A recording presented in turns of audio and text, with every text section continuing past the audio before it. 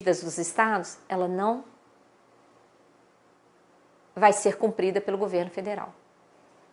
É claro que o Congresso está reagindo, está tentando aprovar uma lei que obrigue o governo federal a cumprir, e nós vamos ter que acompanhar o desenrolar desses fatos ao longo do ano.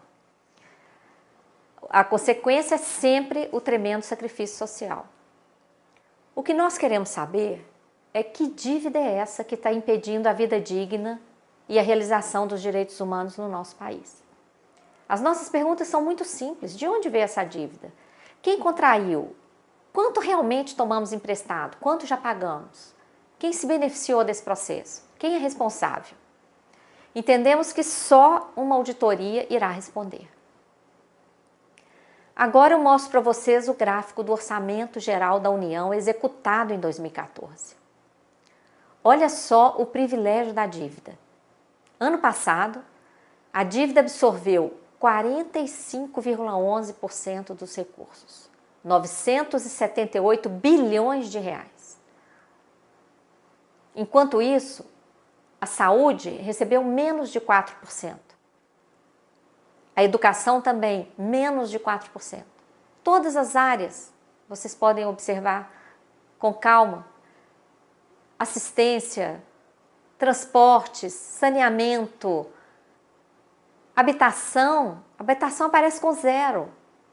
Porque o programa Minha Casa Minha Vida, o dinheiro não sai do orçamento, é apenas uma viabilização de endividamento por meio da Caixa Econômica Federal e benesses tributários para as construtoras que participam do programa. Então, o resultado, não é? Esse orçamento mostra claramente o resultado daquelas engrenagens todas que nós mostramos no início, da atuação do sistema da dívida para possibilitar todo esse privilégio do endividamento público aqui no Brasil. O impacto no orçamento para 2015 também será gravíssimo. O orçamento proposto pelo governo indica a reserva de 1,356 trilhão para a dívida pública em 2015, ou 47% do orçamento federal. Esse valor representa 13 vezes o que vai ser destinado para a saúde, 13 vezes o que vai ser destinado para a educação, ou 54 vezes o que vai ser destinado para transporte. Dessa forma, a conjuntura no país em 2015, marcada por aumento de tarifas, elevação de juros, elevação de inflação, aumento de tributos, pesado ajuste fiscal, com corte de gastos, cortes de direitos, inclusive direitos trabalhistas, né? Indicação de privatizações, já se anunciou que está em estudo colocar ações da Caixa no mercado, já se fala em privatização da Petrobras. E o resultado disso? O PIB com crescimento nulo ou negativo? A questão que se quer colocar é, essa conjuntura é pontual ou ela decorre de toda essa questão estrutural, de um modelo econômico equivocado que vem sendo praticado há décadas, né? O resultado está aí, o desenvolvimento socioeconômico travado, com a dominação do setor financeiro, que exige juros cada vez mais elevados, não há espaço para concessões sociais efetivas, apenas algumas medidas paliativas e assistencialistas, mas não uma concessão social efetiva, uma insuficiência inaceitável de investimentos em educação, saúde, infraestrutura, o acirramento da concentração da renda e da riqueza, impedimento de uma efetiva reforma agrária, e nós sabemos que é o pequeno agricultor que produz o alimento que chega às nossas mesas, processo de desindustrialização, desemprego, recessão e, lógico, aumento da violência, né? Esse não é o país que nós queremos, né? Nós queremos outra coisa e outra coisa é possível. Quem perde, quem ganha com esse processo? Nós estamos vivendo uma situação muito distante do Brasil que nós queremos. Nós somos a 7ª maior economia mundial. O Brasil é muito rico, mas nós temos a pior distribuição de renda do mundo. Nós estamos em 79º lugar no Índice de Desenvolvimento Humano, IDH, medido pela ONU. Nós somos o penúltimo no ranking da educação e o 128º no ranking do crescimento econômico. Isso decorre dessa questão toda que nós estamos debatendo aqui. Esse gráfico agora que vocês veem aí mostra ao longo dos anos o que foi para educação e cultura, o que foi para saúde e saneamento, o que foi para pessoal em cargos, previdência e assistência. E olha aí a linha dos juros, subindo aceleradamente, não é? E a cada ano mais. Quem ganha com isso é o setor financeiro. Esse gráfico agora mostra o fabuloso, o escandaloso lucro dos bancos, que nos últimos anos ultrapassou 70 bilhões por ano. Eles é que lucram em detrimento do setor produtivo, em detrimento da classe trabalhadora e do povo do nosso país. Quem manda no sistema da dívida? Então, são os dealers que mandam no processo. Desculpa a palavra em inglês, mas é assim que aparece na página do Tesouro Nacional. É uma lista de 12 bancos indicados a cada 6 meses. E quem são esses dealers? Vejam aí na tela quantos nomes de bancos estrangeiros. Citibank, JP Morgan, HSBC, Barclays, Deutsche Bank. Então, a chamada dívida interna, ela não é tão interna assim. Ela é comprada por bancos estrangeiros que operam aqui no Brasil. E mais, são eles que mandam. Eles que se inscrevem para o leilão feito pelo Banco Central, com os títulos emitidos pelo Tesouro. E se os juros não chegam no patamar que eles desejam, eles simplesmente não compram os títulos. Colocam o Tesouro e o Banco Central de joelhos. E as taxas de juros têm que chegar onde eles querem. É possível o nosso país se ajoelhar desse jeito? Por isso que as pessoas têm que ter conhecimento desse processo e exigir mudanças. Porque nós conhecemos quem são os dealers, mas nós não temos a lista de quem detém aqueles 3 trilhões e 300 bilhões em títulos. Nós solicitamos essa informação e o que recebemos foi apenas o que esse gráfico mostra. Grupos econômicos que detêm os títulos.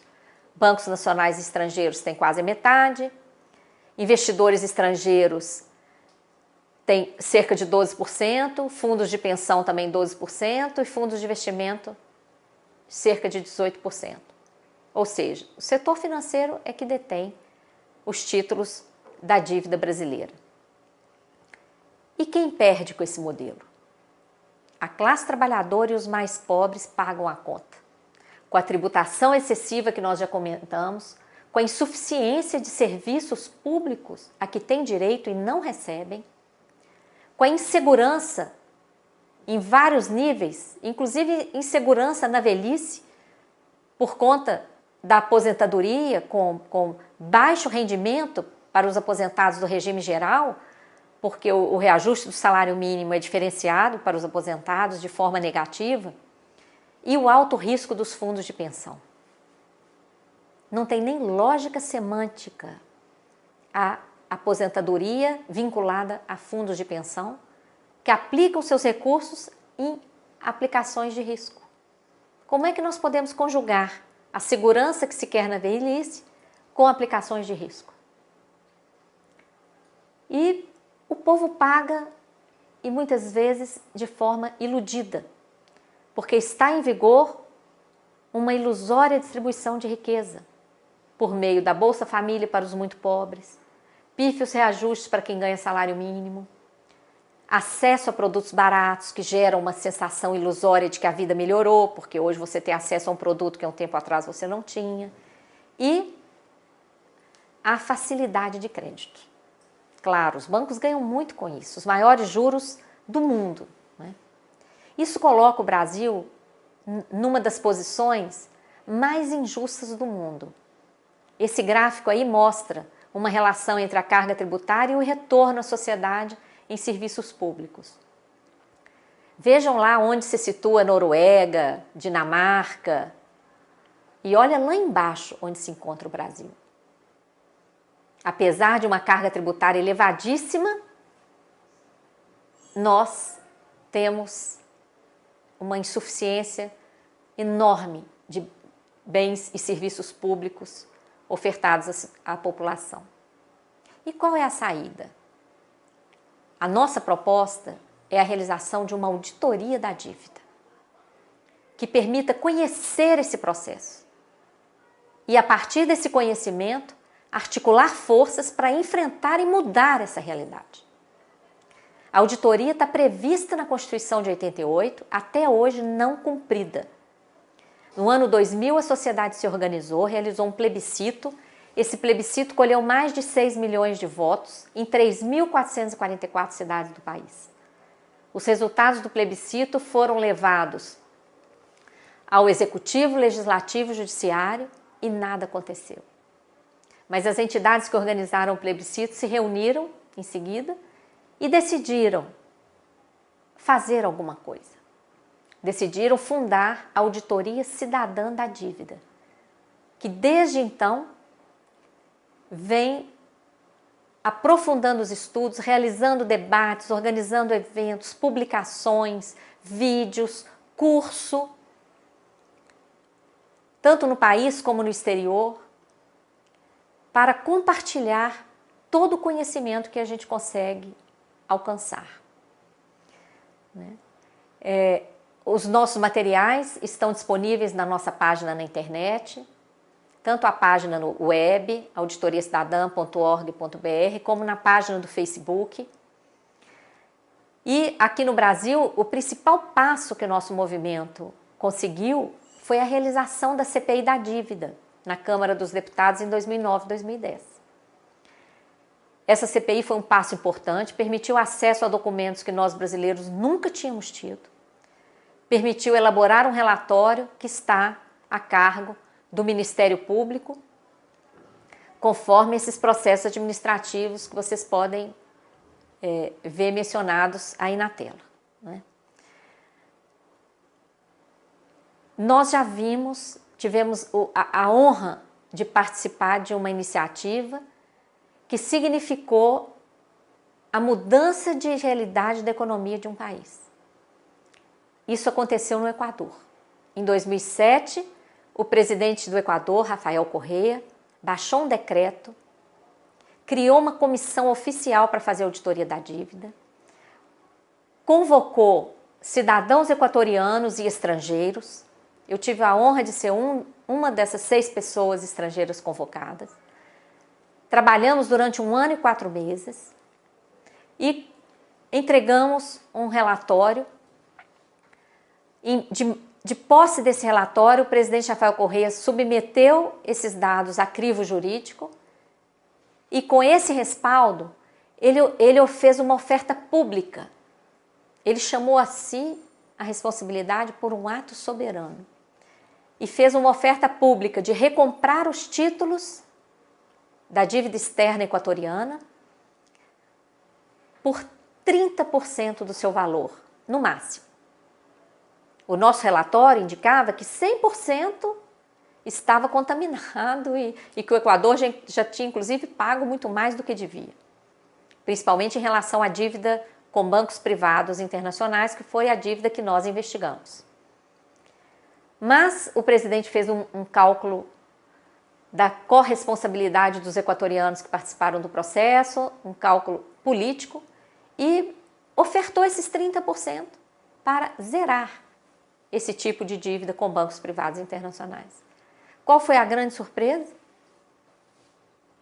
95% dos detentores dos títulos entregaram os títulos, aceitaram os 30% e ainda assinaram um termo de que nunca iriam reclamar isso junto ao país. Isso significou a anulação de 70% da dívida externa em títulos do Equador e mudou a realidade do país. Vejam esse último gráfico que mostra de 2000 a 2011 a trajetória dos gastos sociais, que estão aí mostrados em azul, e os gastos com a dívida mostrados em vermelho. Olha só a trajetória no início da década. Os gastos com a dívida correspondiam ao triplo dos gastos sociais. Essa realidade mudou a partir de 2007. Só do presidente iniciar os trabalhos da comissão nesse ano, já houve uma queda no volume de recursos destinados para a dívida. Em 2008, nós entregamos o relatório no final do ano e logo em seguida venceria um cupom de juros. O presidente suspendeu esse pagamento dos juros e destinou os recursos integralmente à saúde e educação. Olha a mudança. Pela primeira vez na história, os gastos sociais superaram os gastos com a dívida. Em 2009, quando ele consegue anular 70% da dívida externa em títulos, que era a parte mais cara, mais onerosa da dívida, olha o comportamento dos gastos. Houve uma inversão. Os gastos sociais foram mais que o triplo dos gastos com a dívida. E seguiu com essa trajetória, os gastos sociais superando enormemente os gastos com a dívida.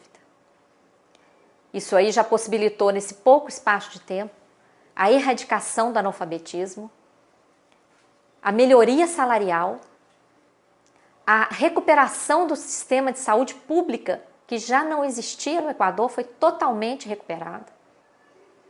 E investimentos em infraestrutura, transportes, etc. Nós, então, temos que estabelecer, para concluir, estratégias de ação para enfrentar esse processo. E a estratégia que nós queremos colocar é uma estratégia a partir do conhecimento dessa realidade, a fim de articularmos uma mobilização social consciente, partindo para ação concretas. Queremos articular núcleos da auditoria cidadã da dívida. Já temos vários funcionando em diversos estados. Queremos fortalecer esses núcleos e criar novos, para que a sociedade tenha acesso a essas informações e aprofunde cada vez mais esse conhecimento, acompanhando também as investigações do Ministério Público, exigindo a revisão dessa política monetária e fiscal, desse modelo econômico totalmente equivocado, para que possamos atender os direitos humanos, garantir transparência e acesso à verdade. Para ajudar nesse processo, nós temos produzido diversas publicações didáticas para derrubar o mito de que enfrentar esse tema é coisa só para especialistas. Mentira!